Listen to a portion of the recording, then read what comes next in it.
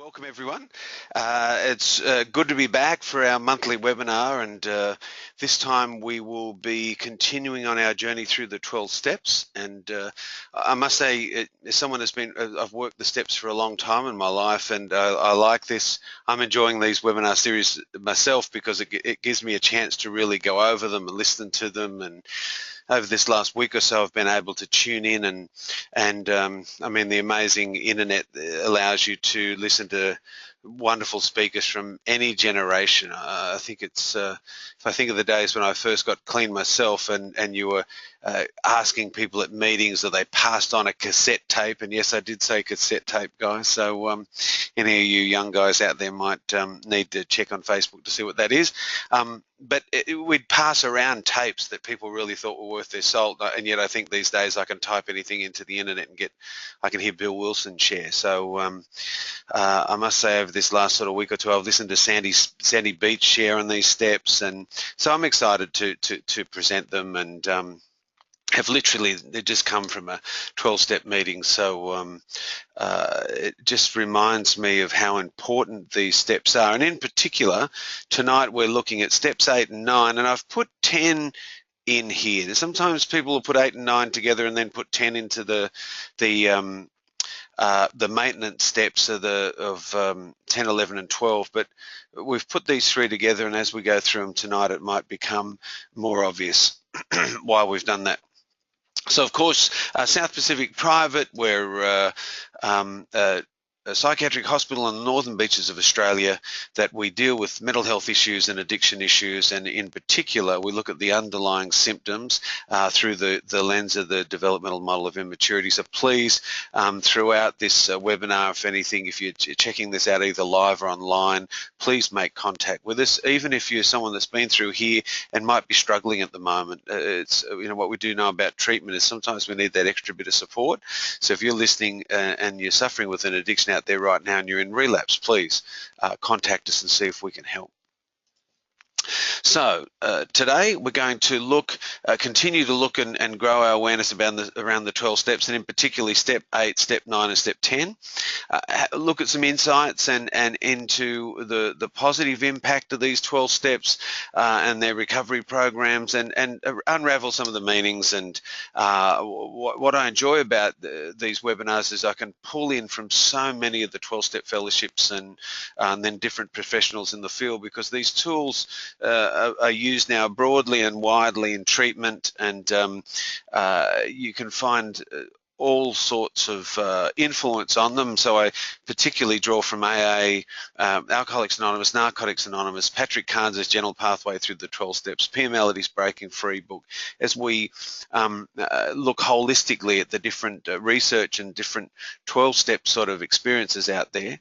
The 12 steps, as you can see in front of you now, are something that I must say, to be honest, I couldn't imagine how 12 sentences could replace addiction, but as you start to work through them, and you know, 8 and 9 really sit on the shoulders of the previous 7 steps. You can't, step 8's not going to make sense if we haven't done that previous work, and having the courage and the willingness to then take that information from 8 on to 9. Really, you can have difficulty doing that if you haven't got the foundation of the other steps. If we didn't admit that we were powerless, that our life had become unmanageable, and got really clear that we can't do this journey alone, and that second step, coming to believe that a power greater than ourselves could restore us to sanity, the main insanity for addicts being we repeat the same mistakes and expect a different result. When you get that sort of knowledge, the could word in the second step tells us we've got to make a decision to turn our will and our life over to something other than us. Otherwise, we won't be restored to sanity. If I keep thinking with the same head that got me here, I'm unlikely to get a different result. Now, those 3 steps build literally the foundation for the rest of the house to be built on. And if 4, 5, 6, 7, 8, and 9 would be the walls and the doors and the windows, it's the structure. once we get that relationship with the power greater than ourselves, then the challenge begins. It's to make a fearless, searching moral inventory of ourselves. And for a lot of folks, it's the very first time we look deeply within ourselves. And if you've come through SPP and you've done our Breaking Free program or work with that resource out there in the community, you'll know that we don't just do a fearless inventory on our addictions and how that's impacted. We can do a fearless inventory on our codependency and how we can authentically offend other people with our defense mechanisms and our immaturities that are as a result of that developmental trauma. So this can be quite an in-depth inventory for folks. Once we do that inventory, promises to self don't get us well. So admitting to God, to ourselves and another human being the exact nature of the wrong is a very powerful step, because we're not just looking at the wrong that we did. We're starting to explore what's the exact nature. Now, these two steps are really important because if you've got a good sponsor will pull your defects out of these steps. They will be taking notes while you're sharing. I know the first sponsor that I listened to, he helped me to just share it and created a safe space. But what we do have is these days, as sponsors will take notes. They'll write down defects of character that they hear that were the exact nature of that wrong. They'll write down people, and you'll start to get the beginning of your list of people you'd harmed is from this step 4 and the sharing of it in step 5. Once we do that fearless moral inventory, once we get the information, the exact nature of our wrongs, then we get the chance through 6 and 7 to work on defects of character, to identify them, to look at the damage that they've caused in our life, and then we work ourselves in step 7 to humbly ask them to be removed. But that's when we come to the step that we're going to begin with tonight, which is starting to look at the people we'd harmed, the damage that was done. And so the 3 steps tonight are: we made a list of all persons we'd harmed and become willing to make amends to them all. Step 9 is we'd made direct amends to such people wherever possible, except where to do so would injure them or others. And step 10 is we continue to take personal inventory, and when we were wrong, promptly admitted it. So let's have a look at these. I like putting this slide up in any 12-step presentation, because once again we need the how recovery if we're going to be successful here. The 4th step was usually the first time we put pen to paper to write the inventory, but this honesty and openness and willingness is required in all these working steps, because we could get pretty scared at this point and think, wow, I didn't mind just sharing with my sponsor and God the impact of my addiction, but I don't really want to be writing lists of people I'd harmed and become willing to make amends to them all. That really sounds like a tall order, as they say in Narcotics Anonymous. So being honest, being with ourselves, with others. In this case, when you're writing these steps, it's good to be honest with your sponsor, and then in your the prayer work that you do, or in whatever way that you have a relationship with a higher power. For atheists, agnostics, it just might be the good, orderly direction that you're getting from your sponsor. Open-minded, because really we're going to need to get ideas and share who we've harmed and how to make amends, and whether it'll be to injure them or others. We'll talk about that as we go through this hour.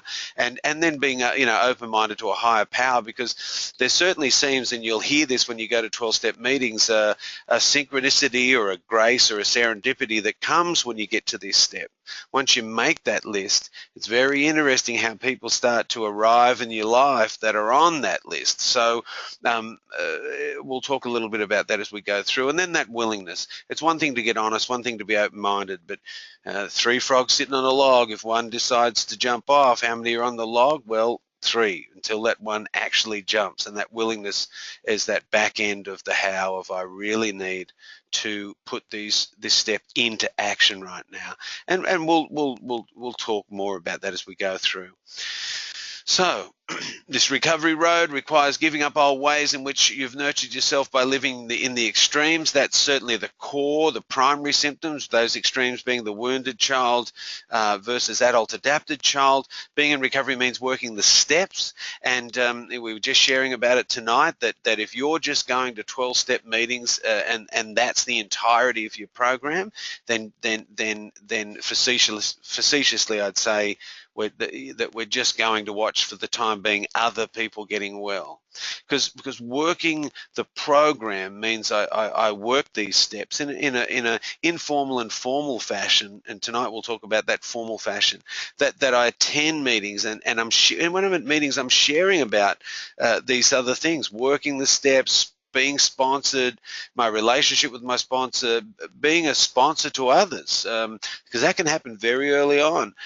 Doing service, so joining that group, joining the area, joining the sort of region that you're in, is all part of actively living a healthy lifestyle in all of your affairs, which step 12 talks about. And continuing with these steps ensures that old habits and patterns of the past don't continue. And look, under stress we regress, so people can be going fairly well in their recovery and then find that they get a little bit overconfident or a little bit cocky, and before you know it, those defects have started to come back in. And so just continuing on. And step 10 definitely talks about that continued work that's necessary on a daily basis to ensure that we don't slip back to those old patterns. So let's start with step 8, and I want to read you through some of the research I did for this and share some personal experience and experience of others that I know in recovery. So we made, in NA we'd say we made, but AA, the step is written, made a list of all persons we had harmed and became willing to make amends to them all. So let's break that down and see what that looks like. So working this step means that we have a list of all persons we'd harmed and to whom we're willing to make amends. So we did begin this list, like I said, in step 4. When we took that inventory and we started to talk about the people that were affected by our addiction, this was the beginning of that list. We can certainly add to that list because generally our awareness grows in recovery. So by the time we take more and more self-appraisals, and we'll see that, wow, we really injured more people than we thought, or we certainly injured them more deeply than we thought. We subjected ourselves to this drastic self-appraisal, and it will feel drastic because this is where the rubber meets the road. This is where we're saying, wow, who did I hurt and how did I hurt them? And we start to consider and sort of work on that willingness to make amends. What's difficult about this is generally relationships are two-way streets. There will be people that really did us no harm and we'd injured them through the self-centeredness of our addiction. But in a lot of relationships that we've built up in our lives, we're only 100% responsible for our 50%. And that becomes, in step 8, the opportunity here is to have a firm boundary around only talking about what our part of that and doing the work to deal with the resentment on our side so we can make genuine amends and we don't go in there with any passive aggression or any sort of defects of character right on the surface.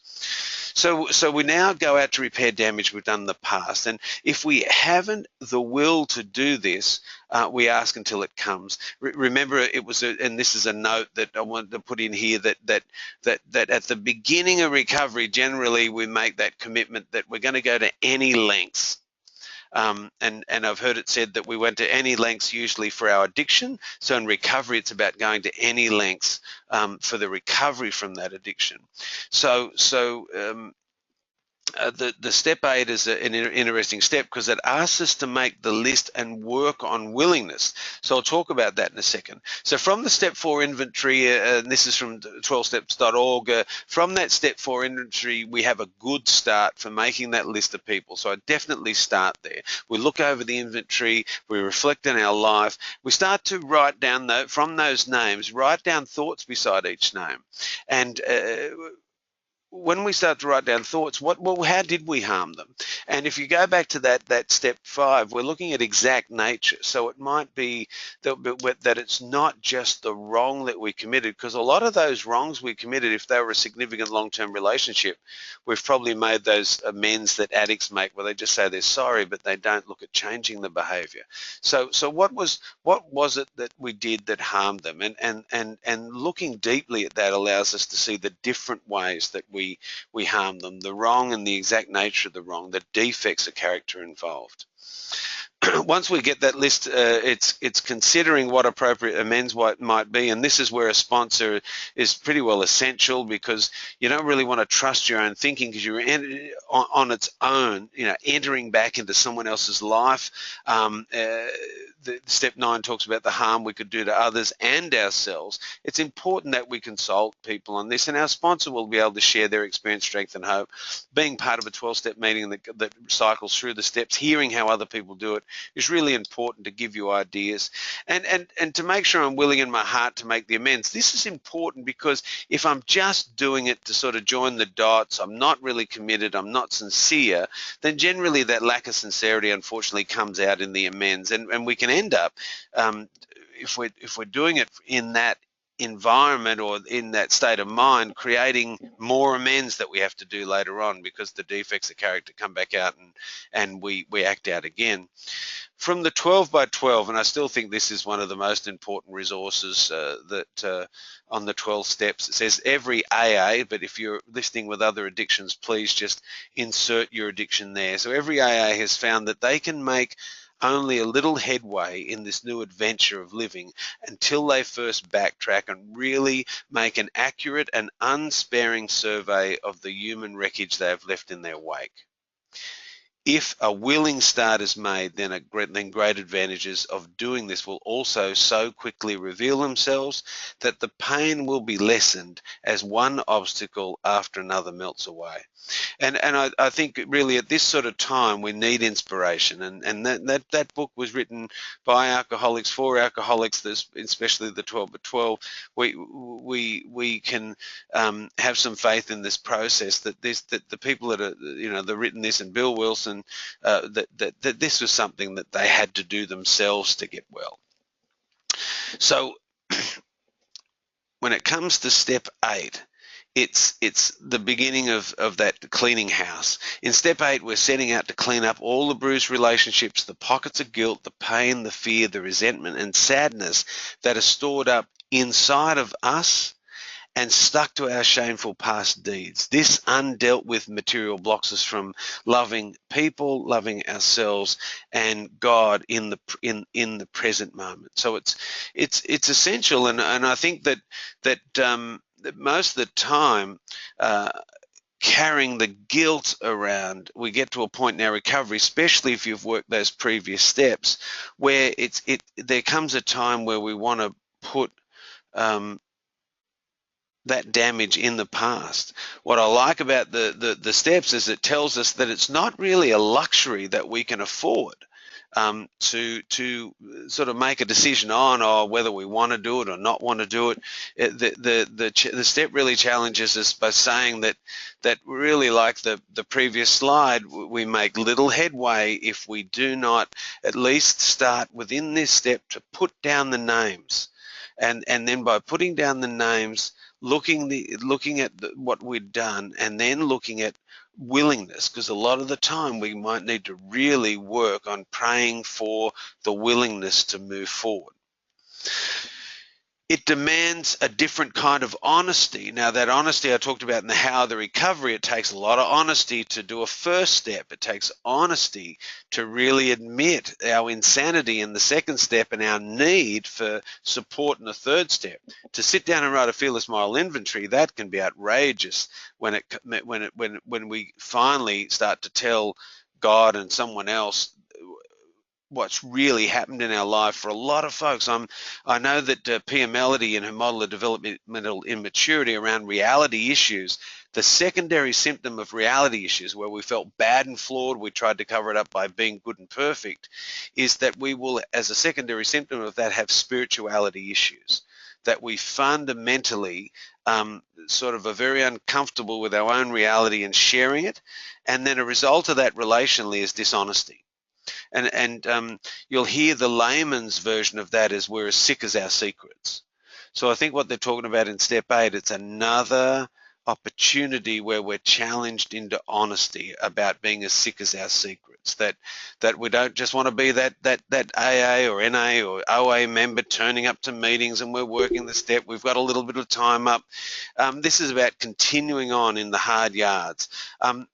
it'll start the procedure of forgiving others. Now, forgiving others is an interesting concept, and that can raise the hackles on people's necks sometimes, because, like I said, we're only 50% responsible for our relationship. So there could be some injury that's been formed by others that we're still resentful of. One of the ways that I've seen people be able to navigate their way through this is something that the author and spiritualist Carolyn Myss talks about, that forgiving others is not about condoning what's happened in the past. Forgiving others is cleaning up my side of the street, that I'm able to get rid of the resentment that I have inside of me. I'm not forgiving their 50%, that's other business. What I'm trying to do is stop that person living rent-free in my head due to my own guilt. And that can be a challenge and a great thing to work through with your sponsor, or in particular take to your therapist, because you might end up writing the step and working a step 9 that doesn't involve, for some folks, we can't have contact with others. We'll get to that when I start talking about step 9. This step's really just writing the name down, looking at what we've done wrong and praying for that willingness, or trying to get ourselves into a state where we're willing to make amends for our side. Step 9 helps us work out how and when and where and if we can make that amends. So being, it looks at the forgiving of others and possibly being forgiven by them. One of the important characteristics of step 9 is we do this without manipulation in our heart to get an outcome. It takes a lot of effort to do that, especially if it's someone that we love. So it's possibly we will be forgiven. In essence, though, one of the challenges here is that we get in a position where we forgive ourselves for the wrong. If we have underlying primary symptoms of codependency, then we don't just resent others, we resent ourselves. That the shame that we carry from some of our shamelessness of our addiction can attach itself to that shame bind we have about ourselves. So we can use it as codependent evidence of being bad and flawed. So forgiving ourselves is for the injury we've caused ourselves. It can be an important part of this step 8. And then learning how to live in the world. I mean, one of the things that can come from developmental trauma is, as growing up in a less than nurturing environment, if there was poor boundaries and emotional, intellectual, physical, or sexual abuse, then we might never have seen repair. I know in the family system I come from, and with many clients, they never heard the word sorry. They never saw somebody do any self-reflection and then come and own their part. So this might be the first time in your family system that someone really does this. But it's a great skill, because if we're perfectly imperfect, guess what? We're going to need that step 10 I'm going to talk about, because we're going to constantly need to take inventory, and when we're wrong, promptly admit it, because that's part of living. Is we're perfectly imperfect, and under stress we can regress. So it's going to be a great tool to learn to live in the world, and as they say in 12-step fellowships, on life's terms. So we live in the world on the world's terms. So we can live and let live easier when we know the areas in which we owe amends. It'll seem hard now, but once we've done it, we will wonder why we did not do it long ago. So in making the amends, like with the steps previous, I know that generally the challenge is step 4 and 5. People, that's the first big roadblock step. When people sat down and finally shared that, it can be usually like, it feels like you've climbed Mount Everest, but you look back and go, wow, I got a lot out of that. I did some shame reduction from that. I feel better about myself now. I know personally, when I sat in a 12-step meeting, I looked up at the steps on the wall, the NA fellowship and the AA fellowship. Most fellowships hang the steps on the wall. And I was taken just by the sheer fact I was looking now at halfway through those 12 sentences, where when I first got there, when you're right at the beginning, it feels like it'll take forever. So just that sense of progress is important. And regularly you'll hear people share, wow, I don't know why I waited. I wished I'd done it earlier, because it was a burden I can see now I didn't need to carry, and the relief came from sharing it. So we do this step, though, as though there's no 9th step. Now, of course, this is a trick. I mean, I remember I remember even when I went to detox and they, oh, you just do it for today. The person in me that was powerless and unmanageable due to obsession and compulsion knew that, okay, I understand what you mean. I need to practice this principle just for today, but I'm likely to need this for the rest of my life. And but these steps are helpful. What it's saying is that I need to write a list and become willing to make amends. That's that. Now willing's an interesting thing, because in step 3 we talk about will, that we made a decision to turn our will and our life over to a higher power, and that contract we make with that higher power exists in this step in regards to will. All I've got to do is work on my willingness to make amends, the opportunity to make amends, whether it's right to make amends, all needs to be determined by my step 9 work. Therefore, writing down that list means that I write it with no commitment that I'm going to share it. I write it, I become aware, and the main principle I'm working on here is willingness. And that willingness for some might take a little bit of time, for some it might take a lifetime. But we're in the process of working this step when we write that list and we start to work on willingness. So step 8 is the more specific person application of shame reduction that we began in step 4 and 5. So it's 4 and 5 we talked about it in general. This is now where we're writing that list and we really bring it down to, wow, where did I act shamelessly and how do I need to make amends for that. We carry a toxic residue of shame from virtually every incident in which we've hurt, rejected, or ignored others. So this is a chance for us to release that, really to move forward without that burden of carrying it. We need to reduce this guilt by setting things right again. Now, that's an interesting one, because step 9 helps us to identify, well, is it going to injure someone else? Because this is not about us just dumping our guilt on people and it injures them, but we feel great about it, thanks very much. But I think in step 8, it reduces guilt because we're at least putting it on paper, looking where we broke out. You know, if you remember from your work at SPP, the gift of guilt is it lets us know that we've broken a value of ours and we need to make amends. So we get that gift of guilt here by identifying this and sharing it. And we need to work through and grieve our underlying resentment, hurt, anger, and pain before trying to make amends to those we have also offended us. Usually we start to work this step where we've got a little bit of time up, we've made some headway in the program, we've made some connections, we've done our 90 and 90, we're members of a group, we're going out for coffee for folks. And I think this is a real humbling set of steps, 8 and 9, because it gets us back in touch with the damage we've caused. And I think that's really important, to feel the healthy shame that we were able to avoid in our using and in hurting others. We finally get to feel the healthy shame we need so we don't act shameless again. You'll hear it said in recovery that you'll hear some people say, I haven't got another bust in me. I think every addict's got another bust in you. It's a very arrogant thing for us to sort of say, I don't think I could ever use again, because if we don't get humble in recovery, we'll get humiliated, and relapsing can be part of that. But I've certainly heard people say that I've probably got another relapse in me, but I don't know if I've got another recovery in me. And I think because of the shame that can accumulate from going out there, and in our self-centeredness and narcissism from the addiction, we can injure people all over again. And that for some can be a burden too big to bear, especially if there was childhood trauma that underpins your addiction.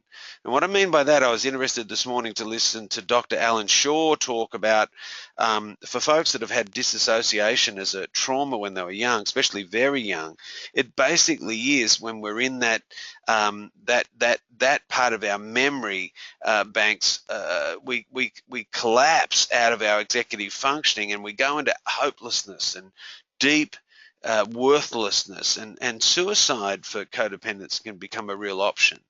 Now, I'm not being dramatic here. I remember when Pia Melody would lecture on this subject about developmental immaturity, and she would say that it's not heroin addiction that kills, it's not alcoholism that kills, it's codependency. It's this whole, it's the effects of the developmental trauma, the primary symptoms, the secondary symptoms, untreated, that leaves us in this dysregulated state.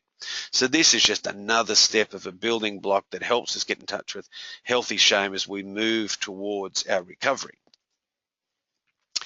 So, reflecting on all levels of your awareness, we make a list of the persons we'd harmed, and we consider the following.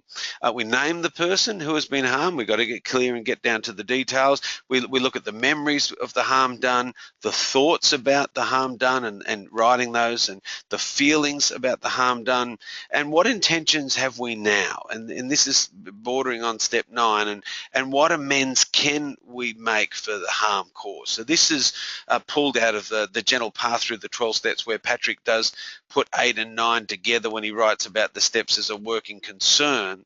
So if we just leave intentions and amends out of it, the step 8's looking at memories, thoughts and feelings, but then we start to reflect in our step 9 work of what's our intention here. That's what we need to check out with our sponsor, and what sort of amends can we make. And that puts us in good stead to then move on to step 9.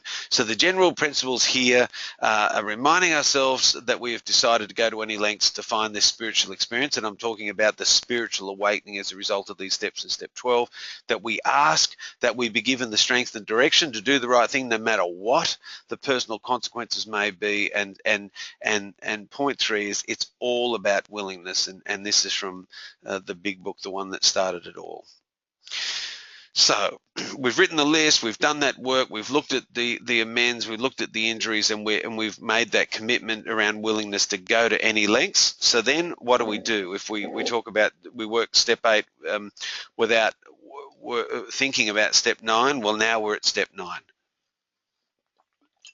So step 9 is we made, or in AA's terms, made direct amends to such people wherever possible, except when to do so would injure them or others. So let's explore step 9. So step 9 completes what we started in step 8, and that's why they're sort of bookend steps. I can make amends to those that I've harmed. I can pay back debts that I owe. I can apologize at probably a deeper level than I ever have before. And now apology, what I mean by that is that most addicts apologize. They apologize every time they get caught. But if you've got no commitment to change the behavior, we just continue to cause the destruction. So a lot of times when people get to recovery, the key stakeholders in our lives never want to hear the word sorry again. It's not worth the breath that was spent on making it, and that injury is usually one of the things we have to make amends for, our dishonesty, when we were just really just trying to get rid of them so we could continue on. Writing letters can be really important, and that can be a really important tool for people that have passed on. Writing letters that we might share with our sponsor, writing letters we might share at a grave site, writing letters that we might share with a lit candle or in a personal spiritual moment. The fact is, again, it's that willingness in action to go to whatever lengths, and the lengths here are really, we're trying to relieve ourselves of that internal baggage and relieve stress of others by making the amends when we share it. But for those folks that we can't, writing letters is a very, very helpful tool. And for some amends that we know, especially for codependents, and I'll talk about that in a minute, for codependents where we feel that our boundaries might be really hard to keep up, or our self-esteem and value might get triggered if we're making amends to folks that we know we've had some sort of back and forth damage with, writing a letter and sharing it, or sharing it with your sponsor, might be one of those things you do before you go and make that personal amends. So we can just get used to it and get ready for it. Now, addicts and alcoholics really like the easier, softer way, or the quick and fast way, or how do I just rip this Band-Aid off and get it out of the way. So writing a letter is a great way to slow it down, get in touch with the feelings before you then go and make an amends in a situation you expect it to be quite difficult. And we try to bring goodness where we previously had brought discord and destruction. So for people that are already practicing mindfulness or meditation, this is a chance that even in this step, you might do some prayer and meditation around it, where you can even do visualization. Imagine going to that person, being present with them. How might you feel? Learning to breathe into that. Even as I say this, I think, wow, that's maybe taken it a bit over the top, but not necessarily. Not if this has been a mum or a dad or a husband or a wife, or even our adult children, where we've caused serious harm, because as soon as we start to speak, they're going to have a reaction in their face that could trigger us into that immaturity. And so having some sort of practice around doing this could be really important, especially just to get used to how it feels inside of us as we say these words. So step 9 takes insight, courage, and dedication to make such amends. I start to live the kind of life that was meant for me to live all along. So we're heading to that spiritual awakening, and this is a huge step in the sense of where if your internal world's a bit like a stream, and that stream's got sort of old cans and bits of rubbish and old tires in it, this is the stuff, the resentment, the guilt that we're sort of pulling out of that, so we can get that spiritual awakening happening within us. So after we've made a list of the people we'd harmed, we will see that the making a direct amends divides those into a few different categories. So there's going to be people that ought to be dealt with just as soon as we become reasonably confident we can maintain our sobriety. And for codependents out there, is reasonably confident that we can do it from our functional adult. We really don't want to be going there in our adult adapted child, feeling better than and invincible and good and perfect and needless and wantless and in control just to tick the box. And you certainly don't want to go there in your wounded child, feeling less than and bad and flawed and no boundaries and really feeling out of control, because we'll be trying to generally manipulate them to just forgive us or look after us even. And so this is the bit of working with your sponsor, making sure we're confident we can go and do it from that functional adult space.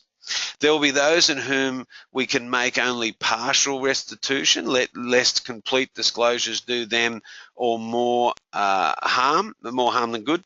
And so there might be where it's been a complex relationship or a long-term relationship, and there might be some things that we can make amends for, but some we can't. That's best worked out with your sponsor, with your therapist, but it might even be some questions that you might want to start to formulate throughout this webinar. If you're out there listening, please, by all means, if you've got any questions about what might be something that would cause harm, what might not, please field those. She's always out of view, but my trusty assistant Samantha is right beside me, and she'll be able to sort of make sure that we can capture those questions, and I can talk to those when we get to the end. Because that's a big one. How do you make partial disclosure? How do you make amends for some things but not the others? And how do you make that decision, especially when this disease is so cunning and baffling that give an addict 5 minutes inside their own head, we can make everything not okay to disclose. So this isn't about getting to avoid something. The criteria here, if it's going to cause them or others harm, we need to look at that. There'll be other cases where action ought to be deferred for a variety of reasons. It might be children are too young. It might be that the other person's not well or still really in the impact and the damage, and we would really like to make amends, but it's just not appropriate right now. Again, any questions around that, please ask. But that's best, as you've written that list, those ones will get flagged by yourself, your sponsor, and it's good to share those and get clear on that, talk them through, do some writing. Again, you might do some letter writing around that. You might share with your sponsor or therapist about that, do some empty chair work around that, and then make a physical amends later on. These are the ones, like I said, serendipity, synchronicity. Sometimes we are willing to make amends. We might do some letter writing, and then all of a sudden 5-10 years later, people present themselves where we thought we might never ever see them again. And D is others in which the very nature of the situation shall never be able to make direct personal contact. And so sometimes we mightn't be able to make that personal amends, and that's where we can get really humble in step 9, because again, going back to step 3, we've handed our will and our life over, and in this step, really, we can't really re-engage that will and force things to happen. We've got to deal with life and life's terms here, but again, amazingly, over time, if you stay clean a long time, sober a long time from your addictions, it's quite amazing how opportunities that you thought may be in this D category come your way. I remember personally moving to make an amends with an ex-partner, and I went through the mother because I was politically aware that she was married to someone who was quite jealous. The mother certainly recommended that that was the case and that any contact would probably cause more harm. I shared that amends and my willingness with my sponsor and parked it and let it go. 20 years later on Facebook, I make a connection with this person. The situation is they're still married, but contact was reconnected, and at that point I was able to make those amends, and that was 20 years after I wrote, probably more actually, that initial list. So it's one of those things that as long as we're willing, we hand the end result over to a higher power. It can be interesting, the opportunities that can present themselves as we go along. Now, codependent amends, I've talked a little bit throughout this webinar because here at South Pacific, we talk about the 2 recoveries, the recovery from our secondary symptom addictions and mental health issues, and the recovery from our developmental trauma, which at its experience reality is what we would call codependency. So the making of amends needs to be approached cautiously by codependent people, because there are 3 things we can make amends, 3 things about amends that we can do, but there's one thing that we definitely shouldn't do. So amends can be a sincere effort to make an apology for past harm, a wonderful bridge builder for more positive future relationships, because sometimes when we do make these amends, the fabric of the relationship starts to get repaired. And if these amends are unlike those ones we used to make in the past, where it's backed up by a sincere effort, because we don't become perfect, let's face it, our model here tells us that we're perfectly imperfect, so we don't become perfect in our recovery. But what I think this is meaning is that we do learn the ability to make amends.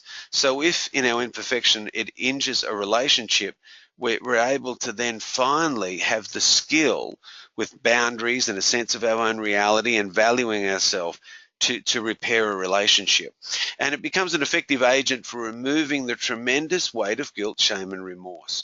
So this step, I think, is one of the gifts of recovery. It doesn't feel like it when you first go through and cycle your way through the step, but this step in action through step 10, which we'll talk about not long from now, it finally gives you freedom from our imperfection and its impact on others. Not that it doesn't cause an impact, but we've got a way to deal with it. But the one thing amends should be never be for codependence and recovery is some sort of installment payment on false guilt and false shame. Because we've got damaged boundaries, because we can sometimes then carry shame and carry guilt, then we don't want to in a relationship fall into that trap, especially from immaturity, where we just continue to make those immature amends from that unhealed toxic level of feeling that really is our responsibility to work through. And so that is something to share with your codependent sponsor. If you're in addiction sponsor, just in general addictions, then checking this stuff out with your sponsor. And certainly if you're one of those folks that's working the steps with the support of a therapist and a sponsor, this is a great opportunity in therapy to take through this list of people, and especially out from our major caregivers, mothers, fathers, and long-term relationships, just to check out that there's not that false guilt and false shame. So here's some step 9 tips, and I'll wheel them out, and tips can be helpful. They mightn't all apply to you, but they can be, some of these might resonate. So It is good to have forgiven both ourselves and the people were injured. So we get to forgive us and forgive others. We should know that we will not succeed in resolving conflict if we're still angry and defensive. And like I said, that's that writing the list and working on willingness. For some folks, if we really struggle with willingness, don't go off half prepared, because we sometimes in our enthusiasm we go on out there to make amends and end up creating more harm, and that goes in your next 8th step.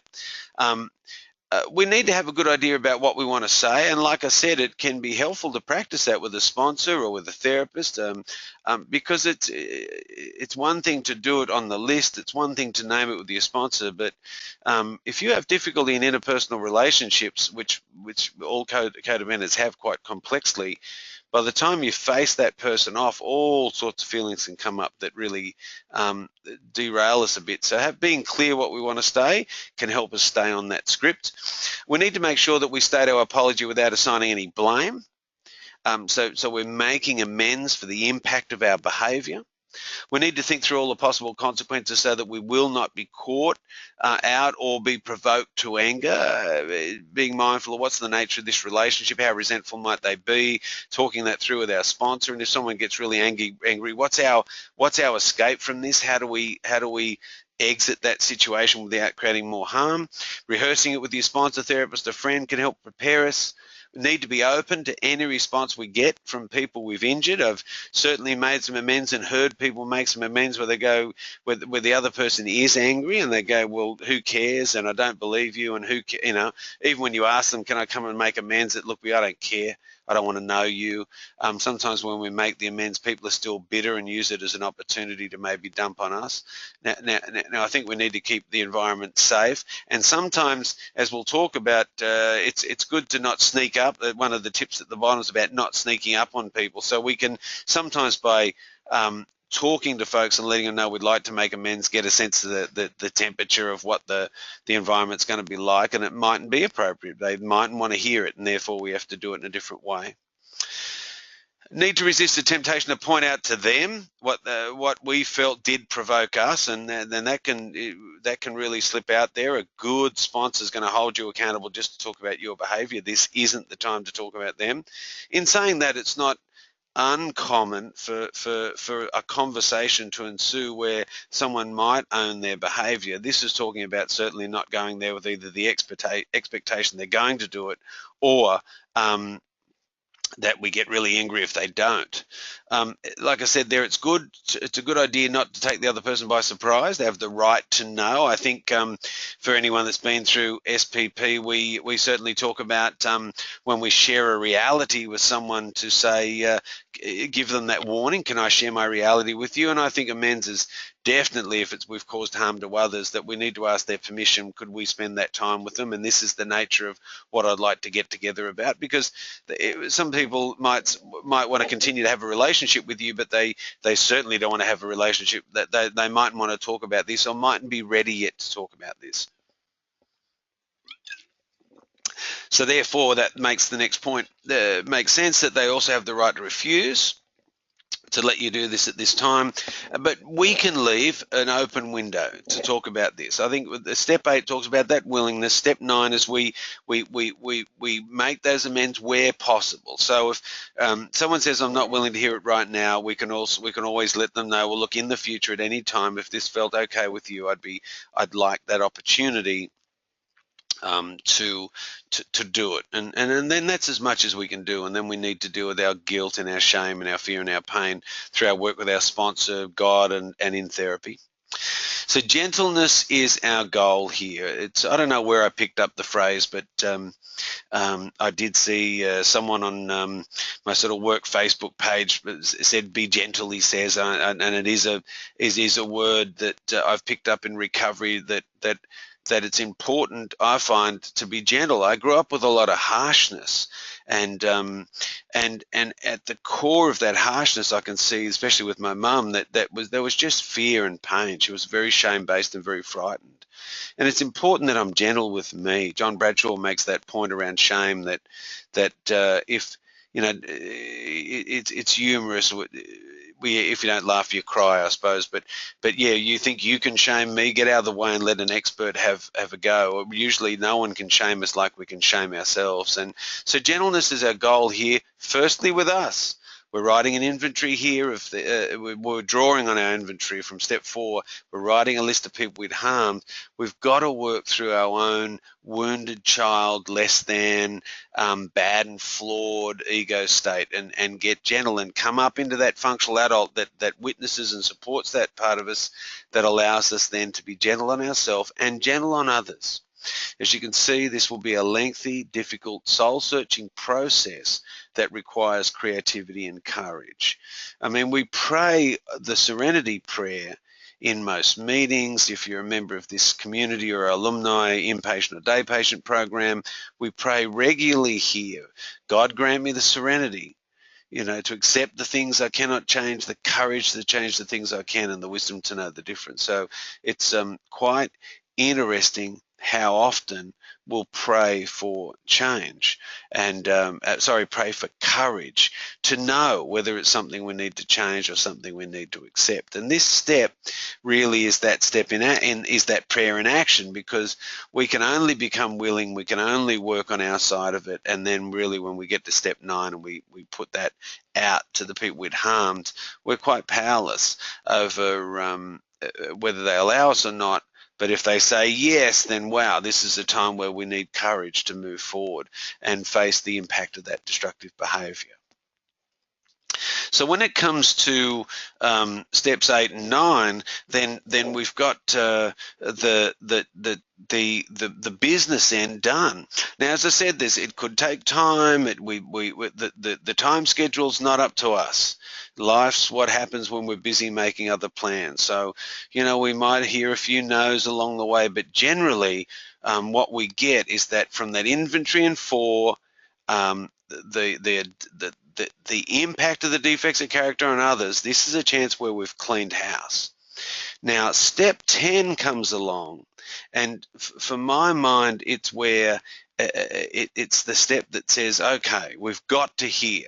We've admitted the powerlessness, the unmanageability, the need for a power greater than ourselves to restore us to sanity, to hand our will and our life over to that power, to do the inventories, to look at our defects, to really become aware, and then when we injure people, we make those amends. So this step really is talking about the ongoing nature of that work. We continue to take personal inventory, and when we were wrong, promptly admitted it. You'll hear asked really around people, why do you keep going to meetings, or why do people with a lot of time up keep going? Well, it's these next 3 steps, the step 10 and then 11 and 12, which we'll focus on in the next 12-step webinar that I do. These are where we take those principles now and we work them in our daily life. And so this is the nature of step 10.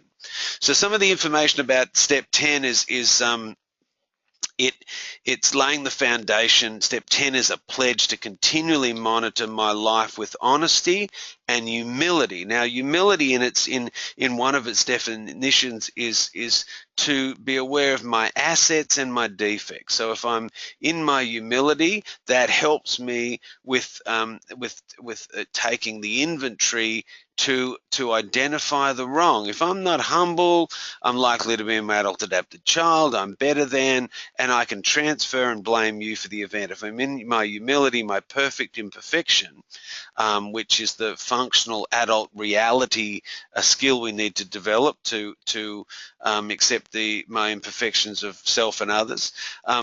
So I need that spiritual principle of honesty to get that. Requires me to be vigilant against my addictive behavior. And if we look at relapse prevention, resentment is a luxury that any addict can afford, so simply can't afford, I'm sorry, that I can't be festering on that stinking thinking. So this step it challenges me on a daily basis to be vigilant, and that vigilance is going to help me identify those things that I start that trigger my addictive behavior. It asks that I be vigilant against the triggers And so I think that I know that in our aftercare plans here, we use the 3 circles that Sex Addicts Anonymous definitely uses to identify the middle circle being what's their absolute addictive behavior, what's the bottom line. The middle circle is the triggers, what leads me to that. And then the outer circle is what I need to have in my recovery to be focusing my energy on so I don't slip into those old behaviors. So the step 10, hopefully by doing inventory, if you're honest, open and willing, you'll start to catch not just stops us returning to the behavior, but we'll get to see the actual triggers, things that sort of start that festering. It requires me to be humble. If we don't get humble, we'll get humiliated in recovery. So step 10 helps us stay humble. And it requires me to deal with my defects promptly. It's a key word. For most addicts I know in recovery, promptly, that word sucks, let's face it, because I'd like to sometimes, we get a nice juicy resentment. We might even feel righteous and we want to hang on to that. We can feel powerful or we go into self-pity and we have a nice self-pity party and eat that bowl of worms. So this is a challenge. It's saying that in my humility and my vigilance, once I identify it, I can't sit on this thing. I haven't got the luxury to sit on this. I need to promptly admit it when they arise and not let them linger. So this is, the steps are, we were talking about this tonight, the steps they say are suggested in some programs, but it's also suggested if you jump out of an airplane and you've got a parachute on to maybe pull a ripcord too. So this is one of those steps that just because we do all this work, it doesn't mean that we can stop now. This vigilance needs to continue. So the emphasis is on the inventory is important because a great many of us never really have acquired that habit of appraisal. And I think what they mean by that, if in your codependency, we can have the skills of minimizing denial, delusion, and those things are really helpful for when we've caused harm, because we can just put them out of harm's way or blame someone or change the story even in delusion. But then in our addictive life, it was really served us well not to really pay attention when we were wrong and promptly admit it. So this could be the first time we keep a regular and accurate account. Once this is a healthy practice, it'll be interesting and valuable that the time it takes won't be missed. I mean, one of the things in recovery, I haven't got time for that, I'll do it tomorrow. I'll just lay down and think about it. And I always think pen to paper is a great test in recovery. If you can keep a little bit of a journal in the evening. Some people in the morning hand their will and their life over, and part of step 10 is thanking. They thank their higher power and they write out just a quick appraisal of the day. For every fellowship these days, there's a long version of the step 10 where you can write personal inventories. If you've been through our inpatient program, we'll have those daily moral inventories that you get to write, and that's a practice for this step 10. So we're trying to acquire that new habit of this personal reflection, and at length our inventories will become a regular part of everyday living rather than that unusual, or be set apart. So it really is just trying to get that habit. And sometimes we'll do a step 10 on the phone to our sponsor when we talk about the day and what happened, but I think that writing it out, personal reflection, can be really important. It's a pressure relief valve. Addicts and especially codependents, in our model, we talk about the intensity that's a relational part of it's a relational symptom of this codependency. So we can get really used to intensity. I must say I've never boiled a frog to see if this is true, but they talk about that idea that if we just let those resentments fester, it's like leaving a frog in water that comes to the boil. They don't jump out. And like I said, I'll have to take Bill's word for that because I've just never really wanted to test the theory myself. But I've seen addicts do this. We just build that resentment. I've done it myself. We hang on to it. Before we know it, we backtrack through the steps. We withdraw our will. We start trusting our own crazy thinking. We think we're powerful where we're powerless, and we'll do that relationally, and it's not long before we'll do that around our addictions. So we work this step while the day's ups and downs are still fresh in our minds is a good tip. We list what we've done and try not to rationalize our actions. Take the time to allow ourselves the privilege of thinking. So give ourselves that moment to ruminate, not just sort of be that snap fast thinking, but I learned early on in recovery and suggest this to a lot of people. The writing tool for this is helpful because it slows your thinking down to the speed of your hand. It allows us to examine our actions, our reactions, and our motives. And we once we get this data, we can promptly admit our faults. We don't have to explain them. So we work this step continuously. It is the main preventative tool, I believe. And the more we do it, the less we need the corrective part of the step. And I think that's true. The more I'm able to take inventory, the more I can see defects building, resentments building, I'm unlikely then to just be acting out and creating that harm. So in that way, it says in this is from the NA basic text. It's a really great tool, and it gives us a way of avoiding grief before we bring it on ourselves, and I think that's very, very helpful. The maintenance steps, it's the beginning, as I said, of step 10, 11, and 12. They repeat many of the points outlined in previous steps, but they emphasize the value in continuing to work the steps on a daily basis. This step in particular helps us by doing a step 10. You might identify through step 10 all those previous steps, defects that are active, where we're taking our will back in step 3 and we're back in that insanity of step 2. By doing a step 10, especially sharing it with our sponsor or other recovering people, we'll get that insight and we can usually see what we need to do today. Step 10 encourages us to take a personal inventory, which for recovering persons should be a daily process. The disease was daily, so the recovery also needs to be daily, and that's from Serenity, a companion for the 12-step program. We worked our addiction generally for most folks daily, for codependency always daily. So it's saying that we need tools that we can do on a daily basis to get well, otherwise we're in trouble. I hope that the steps tonight were helpful. They're certainly not the sexy steps, these ones. You know, the 11th step can be nice prayer and meditation, and step 3, turning our will and our life over to a power greater than ourselves and carrying the message. All those things can be really nice gifts in recovery to give away. 8 and 9 really is where the rubber hits the road. It's where we really, I suppose, to use Pia Melody's terms, grow up. And step 10, it becomes that daily tool that we can use to make sure that the recovery that we've established not only maintains itself, but it grows. The more that you utilize step 10, I believe you're growing your functional adult. Now, Pia Melody says something very profound about this. She says the disconnection that happens in regards to your childhood trauma threw us into living into immature extremes for so long, that was so intense, that it had real secondary symptom impact, mental health, addiction issues, physical illness, and then that threw us into incredible relational difficulties, problems with self-esteem and our enmeshment and abandonment, dishonesty, intensity, and these steps are what our functional adult can use to through treatment, recovery, intimacy, and reparenting, grow this functional adult. Now, this functional adult's just not a word she come up with to say what we needed to do in recovery.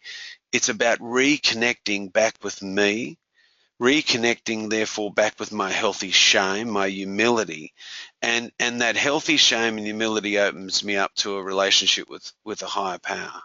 We are steps away now from the spiritual awakening that happens as a result of these steps.